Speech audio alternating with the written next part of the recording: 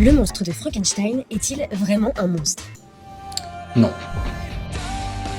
C'est vraiment une métaphore de la parentalité. Amène la grande question qui est, le monstre est-il un monstre ou est-il que le résultat d'une certaine éducation?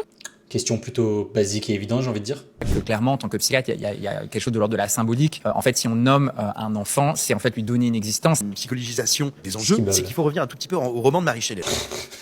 Je sens qu'il aime bien s'écouter, lui. D'habitude, toujours, une adaptation, ça fonctionne par soustraction. C'est faux. Alors qu'ici, c'est une adaptation par addition, ce qui est très rare. C'est pas du tout rare, mon ami. En face de lui, il y a Elordi qui est dans une partition extrêmement sensuelle, quasiment de danse contemporaine. Il y a un travail notamment sur ses bras, sur ses mains, qui est extrêmement évocateur, mais qui est très physique. Les personnages ne sont pas dans le même univers, et paradoxalement, ça donne une cohérence et une poésie à l'ensemble qui sont très très forts. Attends. Qu'est-ce que tu nous baves, là? Il intellectualise quelque chose qui se veut fondamentalement très simple. Là, il se branle, le mec. Oui, le monstre est très en mouvement, d'accord? Presque nerveux, mais c'est le monstre de Frankenstein. Le type vient littéralement de naître en caca de narine humaine, et tu surintellectualises en nous expliquant que c'est de la poésie du mouvement. Perso, j'appelle ça un type qui vient d'être assemblé à l'arrache et qui est pas très content du résultat. Il est épuré déjà dans le design, mais aussi dans son intérieur, dans ce qu'il dit, il prononce peu de mots, il est peu éloquent. Ah bon? Si, encore une fois, seul ton désir compte, Victor. Ton infâme désir de me mettre au monde, aujourd'hui me condamne. Le miracle n'est pas que je sache parler. Le miracle serait que tu saches écouter. Je connais des gens moins éloquents que ça. Qui plus est, le mec se permet une belle punchline. Mais d'avoir mis en valeur cette caractéristique de la taille pour en faire le symbole de cette monstruosité, et qui révèle à la fois un potentiel danger, mais aussi qui est un peu à découvert au final, parce qu'il est grand et longiligne.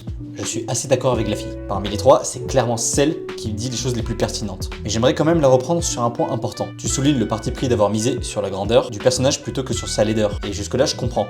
Mais tu te contredis toi-même, car d'une part, tu affirmes que cette composition de corps divers est une métaphore de l'identité du monstre, pour ensuite dire que le film joue sur sa taille pour révéler sa monstruosité. Le problème, c'est qu'en prenant le parti de remplacer la laideur par sa simple taille, l'interprétation du monstre est troquée par un autre critère. On ne montre plus ce qu'il est à travers sa chair, mais comment il est perçu par sa taille. On ne renforce donc pas la thématique de base, la monstruosité, on la déplace juste. Et ça change tout. Et pour avoir trouvé personnellement le film plutôt réussi, paradoxalement, je trouve que le monstre de Frankenstein est pas assez raté. Il ne provoque aucun dégoût ni rejet chez le spectateur. Et le détail le plus important pour moi, ce sont ses cheveux. S'il y a bien un élément important capable de mettre en position de vulnérabilité notre monstre, c'est de lui retirer justement tout maquillage, afin de le mettre littéralement à nu face au monde. Et avoir retiré ce petit détail en apparence insignifiant, nous arrache ce dilemme entre le dégoût et l'empathie qu'on peut avoir à son égard. Car s'il se dissimule derrière sa belle crinière, il nous est plus difficile de le juger pour ce qu'il est vraiment. Or, le film Frankenstein a justement besoin de nous mettre dans une position inconfortable. Là, il n'y a pas de dilemme, on est juste avec le monstre. C'est pourquoi je ne te rejoins pas là-dessus. Et ironiquement, ce choix-là me semble être une erreur bien plus grande que sa taille.